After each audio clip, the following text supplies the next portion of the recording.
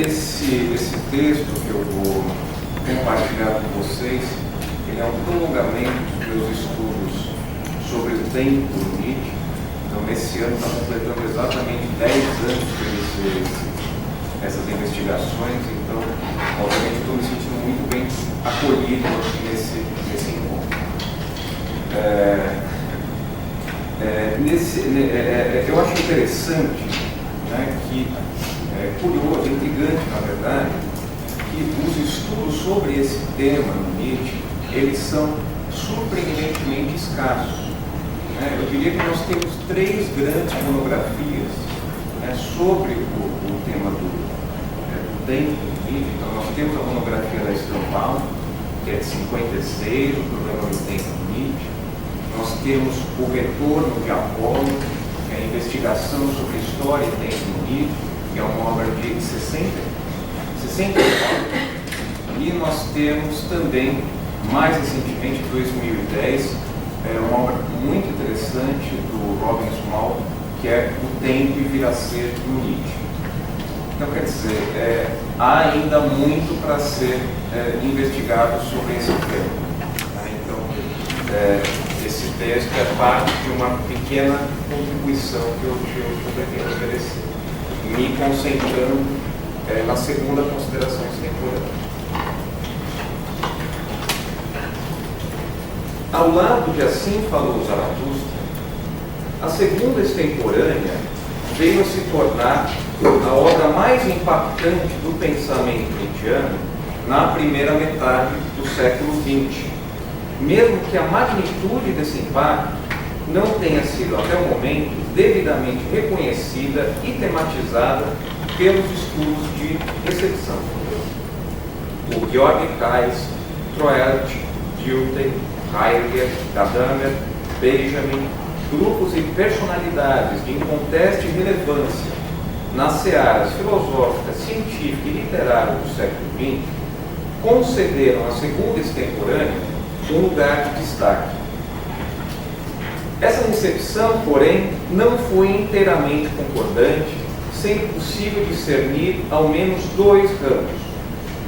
Um que identifica nessa obra o germe da assim chamada crise do historicismo, e outro que enxerga ali a fundação de uma nova concepção de tempo.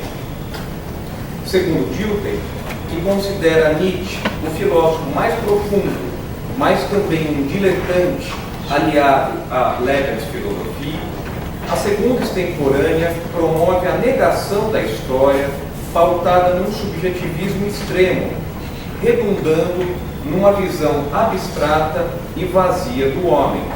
Afinal, o homem não pode se conhecer sem a história. Essa é uma das premissas elementares do historicismo.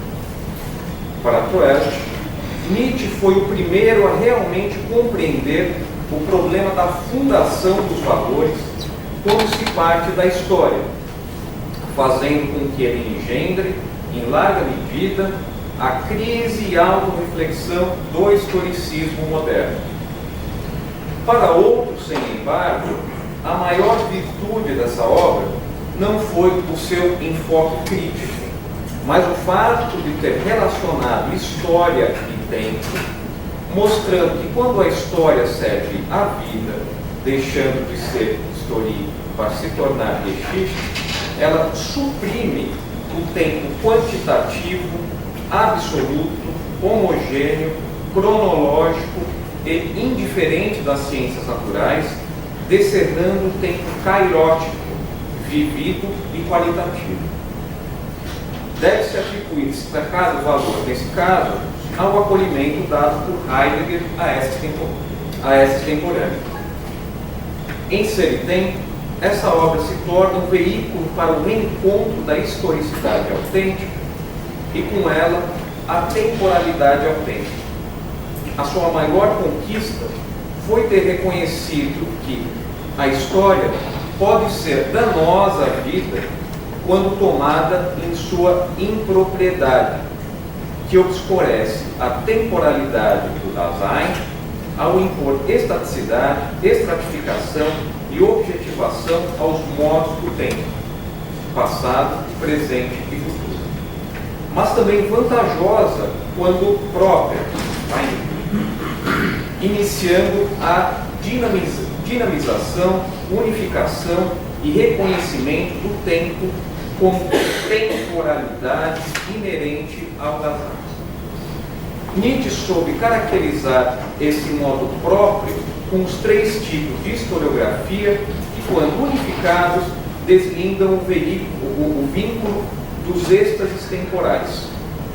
O passado, história antiquária, em aliança com o futuro, história monumental, que, quando repetido enquanto possível, imprime despresentificação, história crítica. Considerando-se que, aos olhos de Heidegger, a preeminência do futuro, então a história monumental deve gozar de prioridade. O fato de a segunda extemporânea ter se tornado uma fonte de inestimável riqueza para algumas das mais importantes reflexões filosóficas sobre o tempo e história na contemporaneidade, fez com que essa obra tenha também exercido destacada atração sobre os estudos especializados de Nietzsche, acima de tudo em meados do século passado, como se faz notar nos célebres comentários de Jaspers, Kaufmann e Müller-Leuchter. Há, porém, um problema considerável para o qual eu desejo chamar a atenção nos estudos que se deixaram influenciar em demasia pela recepção exultante dessa extemporânea na primeira metade do século XX, particularmente a apropriação heideggeriana. As pioneiras investigações sobre tempo e história em Nietzsche, empreendidas por Stambauer e por Hoff, exibem esse problema com clareza. Partindo direto ou indiretamente de Heidegger, esses estudos tomam a segunda extemporânea como um momento em que Nietzsche se volta pela primeira vez, com intrepidez, para o problema do tempo, aceitando a asserção heideggeriana que reconhece na tripartição nietzschiana da história uma correspondência exata com os 3 modos temporais, uma ordenação desigual cuja supremacia deve ser reservada para a história monumental e o futuro. Porém, complacentes com a interpretação heideggeriana, essas investigações também ratificam seus equívocos. Como bem indica Borsotti, quando Heidegger atribui ao futuro ou à história monumental a realização da história autêntica, ele está, na verdade, valendo-se da concepção kierkegaardiana de repetição, que significa repetição da possibilidade e não tão somente repetição do passado. No meu entender, essa confusão conceitual cria um impedimento para determinar o real propósito de Nietzsche em suas reflexões sobre história e tempo nessa época. Tal como pretendo demonstrar, na segunda extemporânea, bem como em suas anotações preparatórias, contidas no caderno U22, Nietzsche busca encontrar na história recursos profundamente antimodernos para neutralizar ou vir a ser, solucionando um problema que já o perseguia. Por diferentes razões, Stambauer e, mais recentemente, Grobscher e Jensen sustentam que o livro de Nietzsche sobre a história, de 1874, é um tipo de desencaminho, não possuindo real vinculação com a produção que antecede. Eu desejo alegar, diferentemente, que existe uma forte ligação com as reflexões precedentes que buscavam escapar do vir a ser mediante artifícios sobre-históricos, a filosofia, a arte e a religião. Nietzsche se defronta, por certo, com um novo e inquietante horizonte teórico nesse momento: o inevitável reconhecimento da realidade do vir a ser. Tal como eu já defendi, em 1873, na obra nunca publicada A Filosofia na Idade Trágica dos Gregos, que Nietzsche é forçado a reconhecer a realidade do vir a ser em contraposição ao idealismo temporal que até então contava com o seu suporte intelectual. Esse episódio encerra uma profunda revisão de boa parte de suas convicções filosóficas, cujo efeito mais concreto passa a ser perceptível em humano demasiado humano, não sendo, contudo, ignorado na extemporânea de 74. Num trecho de surpreendente franqueza desse livro, Nietzsche diz que toma a doutrina do vir a ser soberano, ainda que mortífera, por uma verdade. Todavia, se essa verdade não pode ser esquecida, se o homem não pode suplantar a sua historicidade, não sendo mais justo somente adentrar na trilha supra-histórica, a sua força destrutiva pode ao menos ser diminuída através de uma utilização astuta da história. E agora eu passo a esse segundo momento do texto. A história é a luta contra o tempo. Em sua segunda extemporânea, Nietzsche dá continuidade às discussões acerca da ameaça do vir a ser iniciadas na época do nascimento da tragédia. Para os indivíduos e a cultura, igualmente responsabilizando as ciências históricas por exacerbar essa ameaça. Porém, diferentemente dos escritos anteriores, as ciências históricas não são acusadas de unicamente intensificar uma visão dinamizada do universo humano, mas de manter uma relação objetiva e racionalizada com o passado, prejudicando uma mobilização ativa da história que pode abrandar o fluxo do tempo. Em seu primeiro esboço, a segunda extemporânea se iniciava com uma sessão em que Nietzsche explana a natureza da temporalidade humana através de uma comparação com os animais. Os trechos que compõem o prefácio, na versão final, foram ulteriormente adicionados. Como mostrar adiante, isso constitui, ao meu ver, a projeto. Eu gostaria de sugerir que essa sessão cumpra um papel organizador na obra, de tal modo que boa parte do que vem a seguir é uma resposta para o problema que é ali colocado. Eu leio esse trecho, é um pouco longo. Considera o rebanho que passa ao seu lado pastando. Ele não sabe o que é ontem e o que é hoje. Ele salta aqui e ali, come, descansa, digere, salta de novo, e assim de manhã até a noite, e dia após dia, ligado de maneira fugaz com o seu prazer e desprazer, com a estaca do instante, olha isso, e por isso nem melancólico e nem entediado. Ver isto é duro para o homem, porque ele se vangloria de sua humanidade frente ao animal, embora olhe invejoso para a sua felicidade, pois ele quer apenas isso, viver como um animal, sem tédio e tampouco melancolia, e o quer, entretanto, em vão, porque não quer como animal. O homem pergunta uma vez ao animal: por que não me falas sobre a sua felicidade e apenas me observas? O animal quer também responder, dizendo-lhe que isso se deve ao fato de que eu sempre esqueço o que eu queria dizer. Mas também já esqueceu essa resposta e silencia, de tal modo que o homem se admira disso. Todavia, ele também se maravilha consigo mesmo, por não poder aprender a esquecer e por sempre ser novamente preso ao que passou. Por mais longe e rápido que ele corra, a corrente corre junto. É um milagre.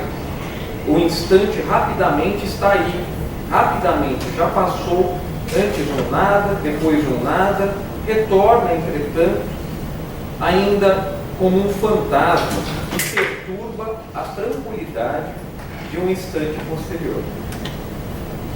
Incessantemente, uma folha se destaca da roldana do tempo, cai e é carregada pelo vento, e de repente é trazida de volta para o colo do homem.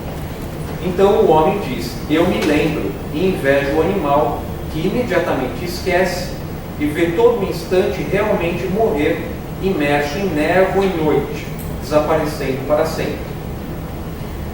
Assim, o animal vive ahistoricamente. Ele passa pelo presente como um número, sem deixar para o futuro. Ele não cabe disfarçar, não esconde nada e aparece a todo momento, completamente como o que é. Ou seja, não pode ser outra coisa senão sincero. O homem, ao contrário, contrapõe-se ao grande e cada vez maior cônus do que passou.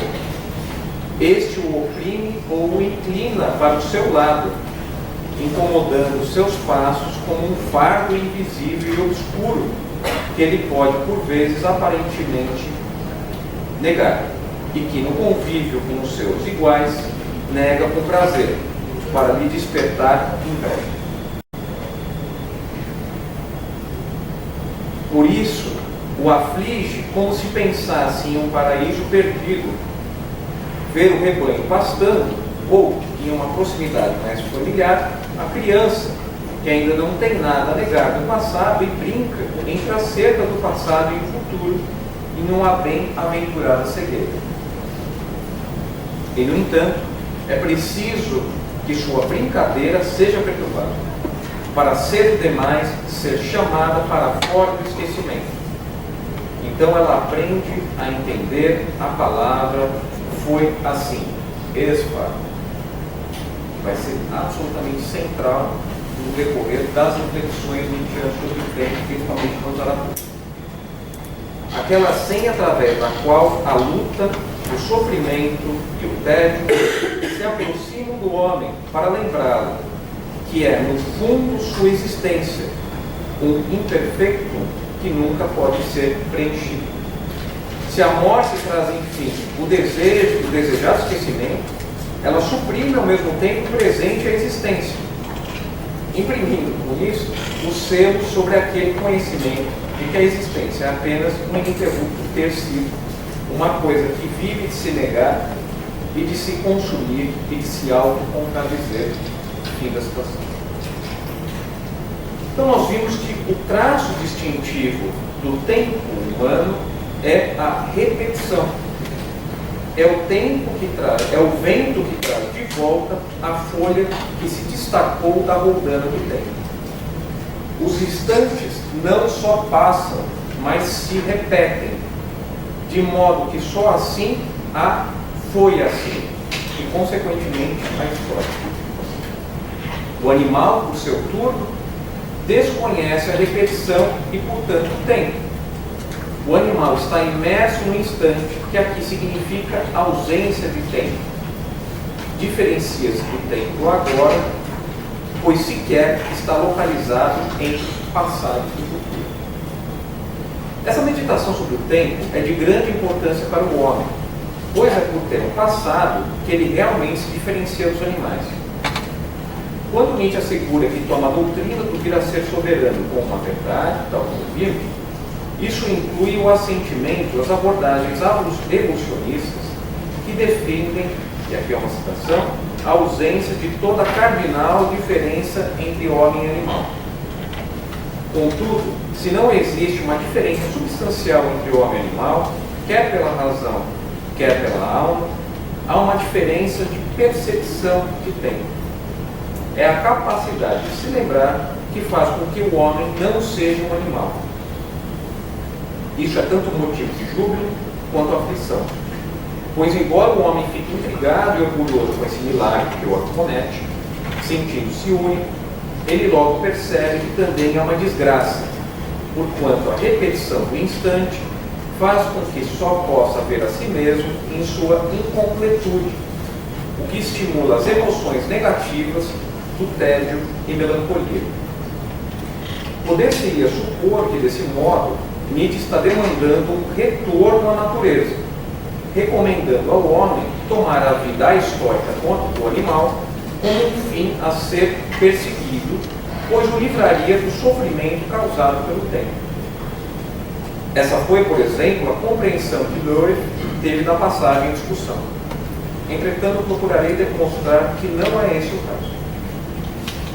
Um amparo significativo pode ser encontrado no estudo de fontes.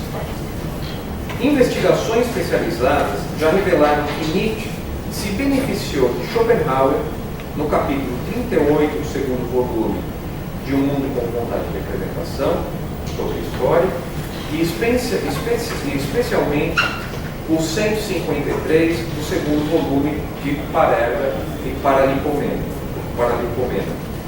para compor suas reflexões sobre a relação entre o homem e o animal desde uma perspectiva temporal no início da extemporânea 74. A esse respeito, Schopenhauer dirá que, por um lado, o animal que está completamente absorvido no presente é mais satisfeito que o homem com a existência, atormentado pelo tédio. Mas, por outro lado, falta-lhe o prazer intelectual e, no limite, a história, que é o que faz do gênero humano uma humanidade. Uma outra fonte que pode ter fornecido contribuições nesse contexto e que até agora não foi mencionada é Emerson. Nos ensaios, Emerson fala da rosa que se encontra debaixo da janela, de ilustração, perfeita em cada momento de sua existência, ao contrário do homem, que adiando e lembrando, deixa de viver no presente. Para Emerson, a imagem da rosa possui uma finalidade formadora, em antagonismo às tendências modernas que cultuam o passado e o futuro, indicando que o homem não pode ser feliz e forte enquanto não viver com a natureza no presente, acima do tempo. Todavia, a fonte mais determinante para os pensamentos de Nietzsche sobre o assunto de debate, você sugeriu, e que demanda um exame mais meticuloso, foi Leopardi. Nos esboços do início da segunda extemporânea, Nietzsche havia incluído um trecho do poema de Leopardi chamado Canto Noturno de um Pastor Errante da Lácia, traçando explicitamente o vínculo entre os temas da anulação do passado e a animalidade com Leopardi. Esse poema, que no período deve ter exercido atração sobre Nietzsche e seus amigos mais próximos, numa troca de cartas com Nietzsche em outubro de 73, Gersdorff usa Canto Noturno para retratar o cenário melancólico de Siena no outono, ele foi suprimido do manuscrito final, sendo incorporado como uma paráfrase. Essa decisão deve ter sido motivada mais por razões estilísticas do que filosóficas, já que ao final da primeira sessão dessa extemporânea, Nietzsche faz uma outra citação de Leopardi, retirada de Asséis Texto. Parece-me, contudo, que originariamente a citação manifesta de Leopardi desempenhava uma função estratégica, de alguma forma diluída na versão definitiva dessa extemporânea. Para Leopardi, a crise temporal que extenua o homem é derivada de sua experiência mórbida dos prazeres. O prazer, vinculado ao amor próprio e à autopreservação, é uma virtualidade, fixada no passado ou no futuro, jamais no presente.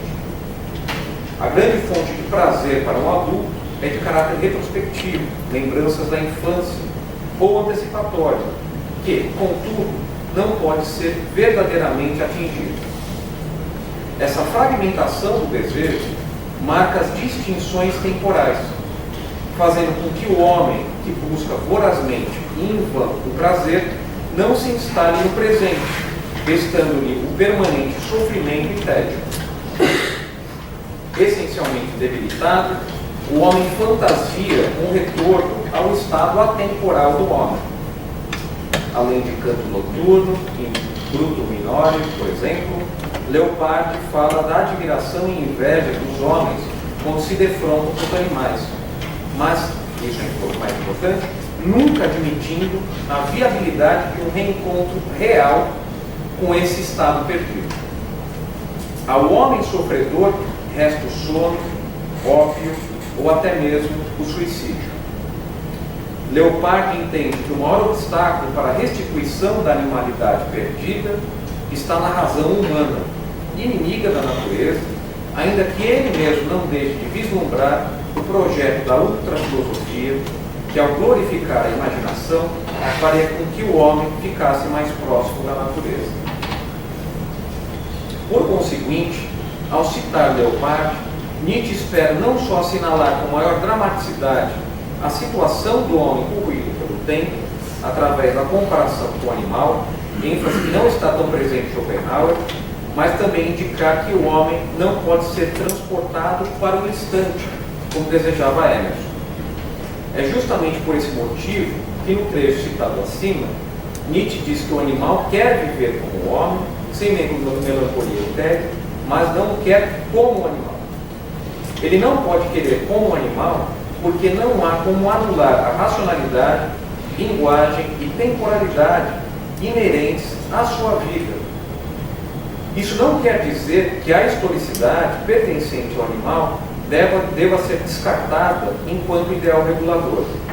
Com efeito, Nietzsche pensa a plausibilidade da historicidade tanto de um ponto de vista científico, sua concludente declaração a respeito da indistinção substancial entre homem e animal trazida acima, faz com que se possa assumir que o homem deve compartilhar naturalmente com o animal a capacidade de se sentir a história, como também ético. Esse horizonte ético está bastante presente no interesse de Nietzsche pelos cínicos nessa época. Os cínicos são admirados por sua promoção da vida simples, desembaraçada dos constrangimentos impostos pela busca dos prazeres, reproduzida através da observação dos animais. Como o célebre caso de Diógenes, que, na escuridão, busca inspiração no rato para triunfar sobre os seus temores. O Nietzsche faz diretamente alusão a esse episódio.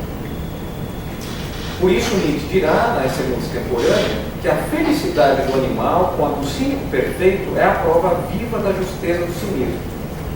Todavia, se assim é, se a felicidade é obtida pelo homem mediante a imitação do animal, que esquece, isso só pode se dar durante a sua duração. O cinismo representa a tentação do retorno à natureza, a qual Rousseau, visto por Kant como um cínico, cedeu, mas não Nietzsche. Pois se o homem possui uma força de esquecimento, que faz dele um parente do animal, ele não a possui com a mesma robustez.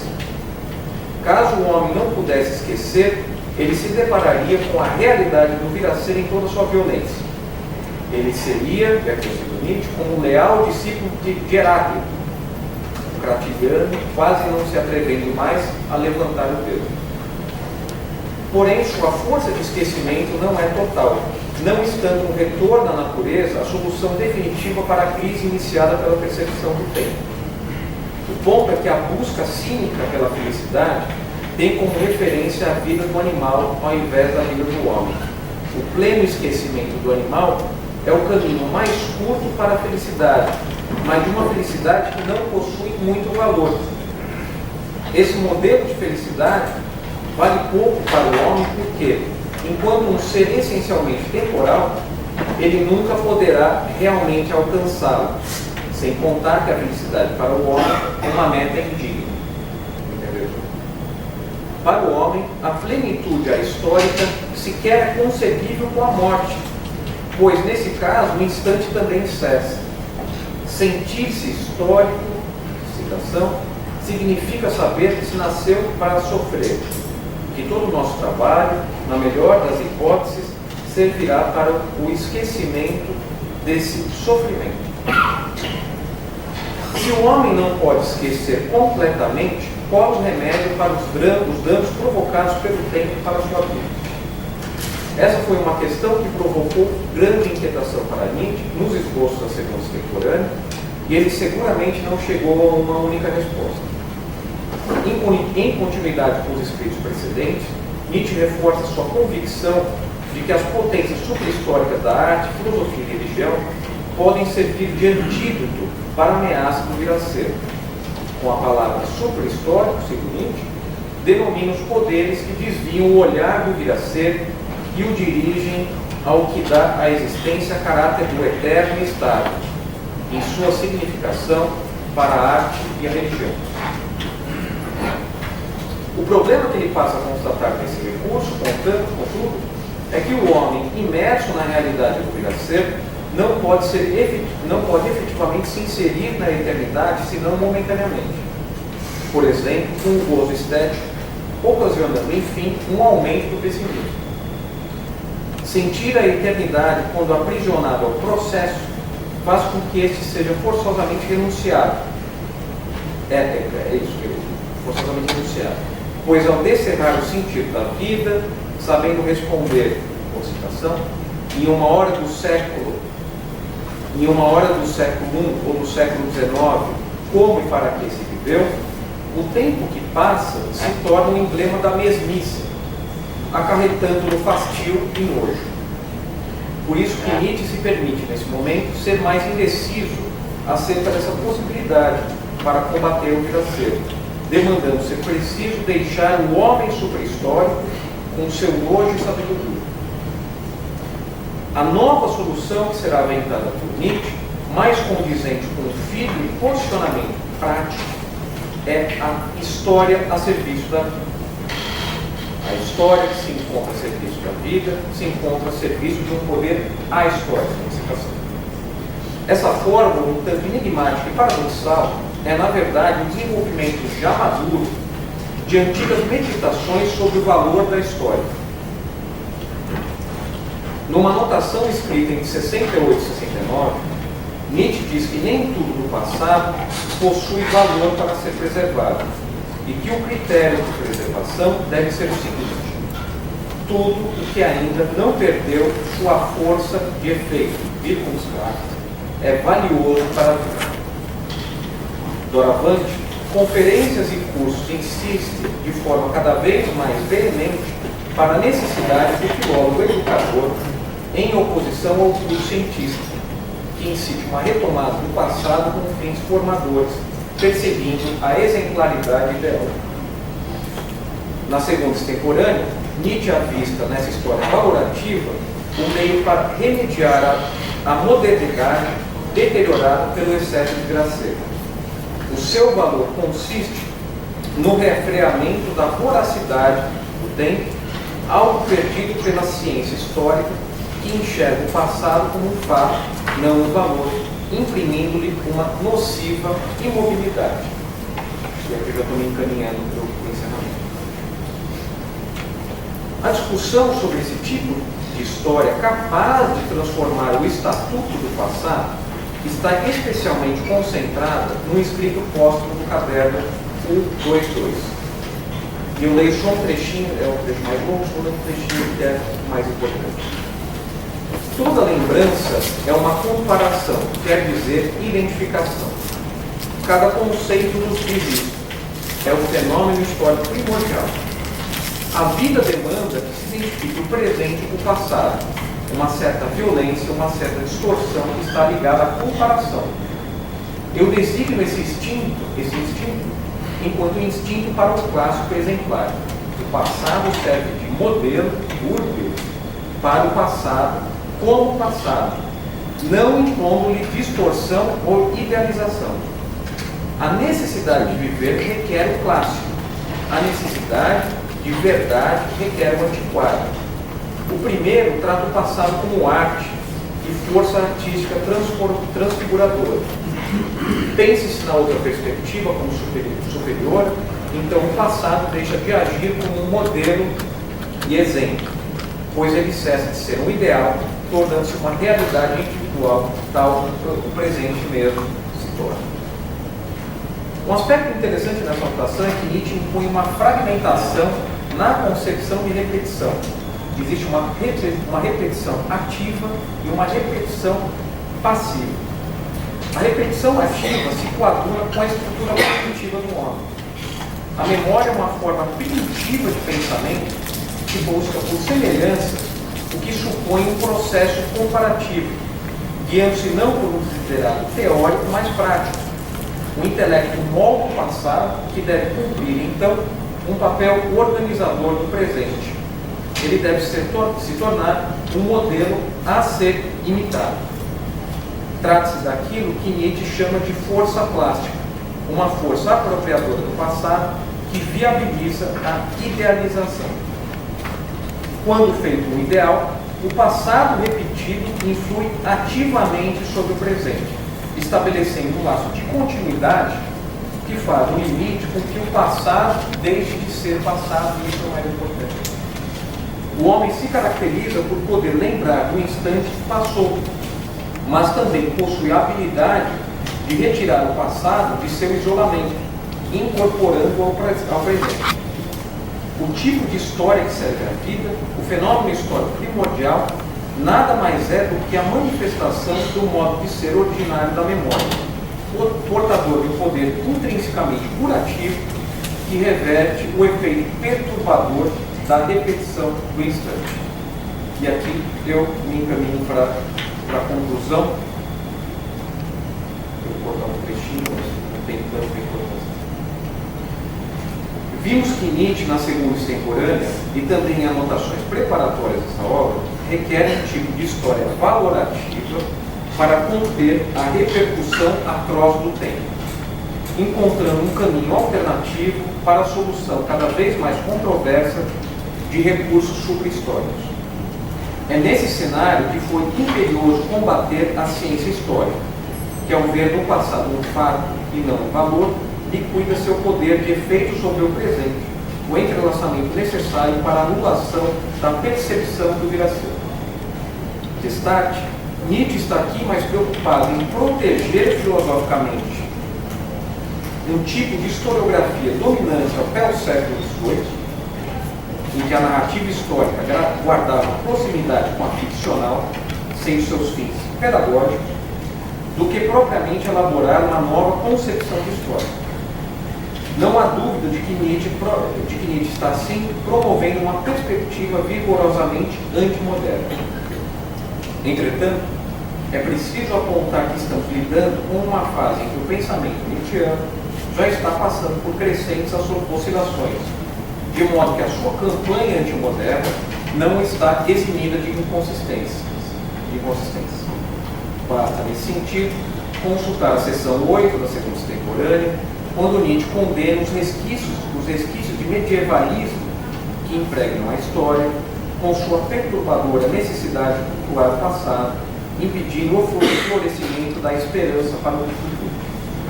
Nessa obra já existem indícios, ainda que exíguos, de uma apreciação de valores modernos que prestigiam o processo, ao lado de uma exacerbação da necessidade de esquecimento, prenúncio de uma virada que atingiria o seu momento culminante nos anos subsequentes.